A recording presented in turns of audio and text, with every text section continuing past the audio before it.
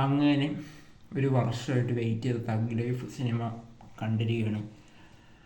വീട്ടിൽ വന്ന് ക്ഷീണിച്ചു, ശരിക്കും പറഞ്ഞാൽ പടം കണ്ട് ക്ഷീണിച്ചു എന്നും കൂടി പറയാം. ഈ വലിയ വലിയ സിനിമ ഞാൻ അടുത്ത കൂലിയും കൂടി ഇങ്ങനെ ആയ ആ പടൻ്റെ ആവശ്യമില്ല. റെട്രോ കഴിഞ്ഞ് കൂലി തഗ് ലൈഫ് ഇതുപോലെ ഡിസപ്പോയിൻമെൻറ്റ് അടുത്ത കാലത്തൊരു ഒരു മെയിൻ സ്ട്രീം സിനിമ, ഒരു തമിഴ് മെയിൻ സ്ട്രീം സിനിമ എനിക്കുണ്ടായിട്ടില്ല. ഒരു ഗാങ്സ്റ്റർ സിനിമയാണ് അത്. തഗ് ലൈഫ് എന്നുള്ള പേരെ കേൾക്കുമ്പോൾ നമുക്ക് മനസ്സിലാവും. കമൽഹാസൻ്റെ ആ റങ്കറായ സത്യവേൽ ആ ക്യാരക്ടർ കിടുവാണ്. കമൽഹാസൻ കിടുവായിട്ട് പെർഫോം ചെയ്തത്, അത് പറയേണ്ട ആവശ്യമില്ല. കമൽഹാസൻ ഒരു സിനിമയിലും ഇന്നേ പക്ഷേ മോശമായി കിടന്ന കാര്യം ഉലക നായകൻ ഫോർ എ റീസൺ അതങ്ങനെ ഉണ്ട്. കമൽഹാസൻ പൊളിച്ചിട്ടുണ്ട് സിനിമയിൽ. ശരിക്കും പറഞ്ഞു കഴിഞ്ഞാൽ ആ ഒരു ക്യാരക്ടർ ആർക്ക് രംഗറായ സത്യവേലിൻ്റെ ക്യാരക്ടർ ആർക്ക് ഗംഭീരമാണ്. സിനിമ തുടങ്ങുമ്പോൾ ഒരു ഫ്ലാഷ് ബാക്ക് സീൻ്റെ മോനെ, ഒരു മോണോക്രോം ബ്ലാക്ക് ആൻഡ് വൈറ്റിൽ അവിടെ ബാബുരാജൊക്കെ വരുന്നുണ്ട്. കിടിലൻ. ആ ഫ്ലാഷ് ബാക്കിൽ തന്നെ നമ്മളൊരു ഊക്ഡാവും ഇമോഷണലി. പിന്നീട് അങ്ങോട്ട് ആ ഫ്ലാഷ് ബാക്ക് നമ്മളങ്ങ് മറന്നു.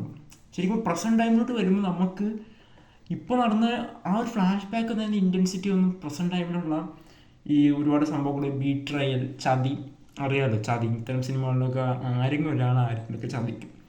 ഇപ്പോൾ ട്രെയിലർ കണ്ടാൽ തന്നെ നമുക്ക് ഏകദേശം കാര്യങ്ങൾ മനസ്സിലാവും. ആ ട്രെയിലറിന് അപ്പുറത്തേക്ക് ഈ സിനിമയ്ക്കകത്തൊന്നും ഇല്ലെന്ന് തന്നെ എനിക്ക് പറയേണ്ടിയിരിക്കുന്നു. പിന്നെ ഈ സിനിമ ഞാൻ ഇങ്ങനെ ഡിസപ്പോയിൻമെൻ്റ് എന്ന് പറയാൻ കാരണം ഈ സിനിമയ്ക്കകത്ത് ഒരു ഗ്യാങ്സ്റ്റർ, ഒരു നമ്മളൊരു ഗുണ്ടാന്ന് പ്രതീക്ഷിക്കുന്ന ഒരു ഓർമ്മ ഉണ്ടല്ലോ, അത് കമൽഹാസൻ പലപ്പോഴും നഷ്ടപ്പെടുന്നു. ക്യാരക്ടർ വിട്ട് പെരുമാറാൻ, അതായത് ഇത്തരം ഒരു നമ്മൾ ട്രെയിലറിലൊക്കെ കണ്ടുപോലെ അത്രയും ഒരു വയലൻസും സ്ലാഷർ പരിപാടി ഇഷ്ടംപോലെ ഉണ്ട്. സ്ലാഷറൊക്കെ ഇഷ്ടംപോലെ ഈ സിനിമയ്ക്കകത്ത് ഉണ്ട്. ഈ സിനിമയിൽ ഒരുപാട് ഒരു വയലൻസൊക്കെ ഇഷ്ടംപോലെ, വയലൻസ് സീനുകളൊക്കെ ഇഷ്ടംപോലെ ഉള്ളൊരു സിനിമയാണ്. അപ്പോൾ എന്തായാലും കണ്ടിറങ്ങി എൻ്റെ കൂടെ ആൾക്ക് അതന്നെ തോന്നിയത്. ഒരു ആവറേജ് സിനിമ, പക്ഷെ അവനെ തന്നെ ഇഷ്ടപ്പെടുന്നുണ്ട്. അവന് കുറേ സിനിമയ്ക്ക് ഇഷ്ടപ്പെടുന്നുണ്ട്. എ.ആർ. റഹ്മാൻ്റെ ബീജിയം അത് പൊളിച്ചിട്ടുണ്ട്. അത് ശരിക്കും പറഞ്ഞാൽ എനിക്ക് തോന്നുന്നു അത് മാത്രമാണ് ഈ സിനിമയിൽ എനിക്ക് ഏറ്റവും ഇഷ്ടപ്പെട്ട സംഭവം. പിന്നെ എഡിറ്റർ ഈ സിനിമ കുറേ ഭാഗങ്ങളൊക്കെ ഇങ്ങനെ കുറേ മോണോലോഗ് പരിപാടി. കമൽഹാസൻ അറിയാമല്ലേ, മോണോലോഗ് വെച്ചിട്ടുള്ള സംഭവമാണ് മെയിനായിട്ട് കമൽഹാസൻ ഉള്ളത്.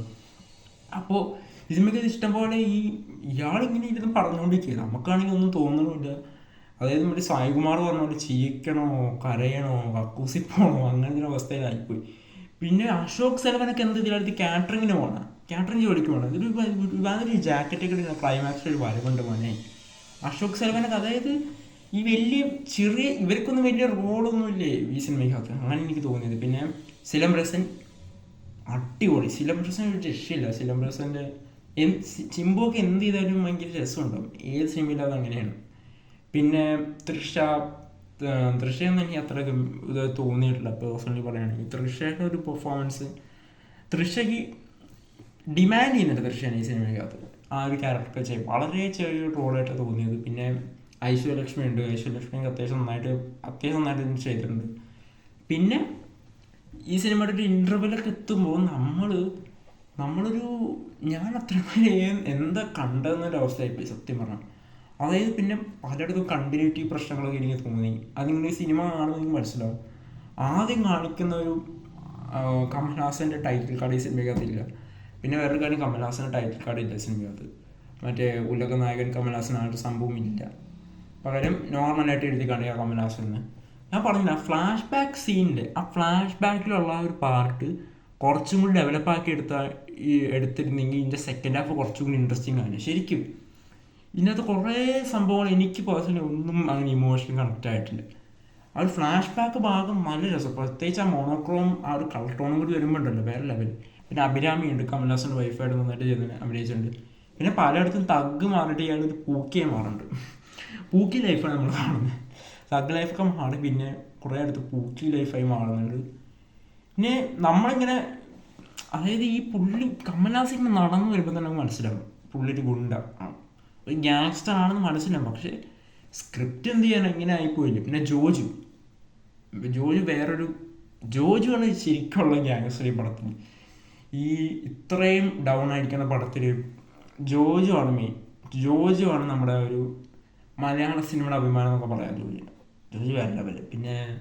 പിന്നെ ആരൊക്കെയാണ് ഉള്ളത് എന്നാലോചിക്കട്ടെ. പിന്നെ നാസറുണ്ട് സിനിമയ്ക്കകത്ത്.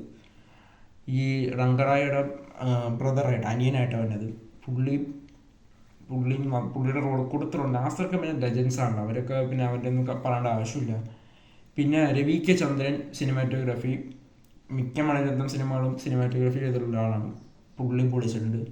നല്ല നല്ല ഷോട്ട്, പ്രത്യേകിച്ച് ഒരു മഞ്ഞത്തുള്ളൊരു സീനൊക്കെ ഉണ്ട്. പിന്നെ ഈ കമൽഹാസൻ എന്താണ് ഈ ചൈനീസ് താത്തയുടെ ഒരു ഇന്ത്യൻ താത്തയുടെ ചിലയിടത്തൊക്കെ ഇന്ത്യൻ താത്തയുടെ ഒരു ഫ്ലേവറൊക്കെ അടിച്ച് എനിക്ക് കുറേ ഇടത്ത്, പ്രത്യേകിച്ച് ക്ലൈമാക്സും പോസ്റ്റ് ഇൻ്റർവെല്ലിൻ്റെ കുറച്ച് സീനുകളും. പിന്നെ നല്ല ബ്രൂട്ടലാണ് സിനിമ, അത്യാവശ്യം ബ്രൂട്ടലായിട്ടുള്ള ഫൈറ്റ് സീൻ ഇങ്ങനെ തോന്നിയിട്ടുണ്ട്. പിന്നെ അറ്റ്മോസ്ഫിയർ നല്ല രസമായിരുന്നു. എ.ആർ. റഹ്മാൻ്റെ ബീജ്, ഒരു ഗിറ്റാർ വെച്ചിട്ടുള്ളൊരു ബീജും ഒക്കെ ഉണ്ട്, അതൊക്കെ അടിപൊളിയായിരുന്നു. മൊത്തത്തിൽ ഇതാ തോന്നിയത്. എങ്ങനെയുണ്ട് ഇടപാടാ? ഓക്കെ. അപ്പം അവനും നല്ല ഇഷ്ടപ്പെടുന്നുണ്ട്. അപ്പോൾ എന്തായാലും സിനിമ നിങ്ങൾ കണ്ടുപോകുക. നിങ്ങൾക്ക് എന്താ തോന്നിയത് നിങ്ങൾ താഴെ കമൻറ്റ് ചെയ്യാം.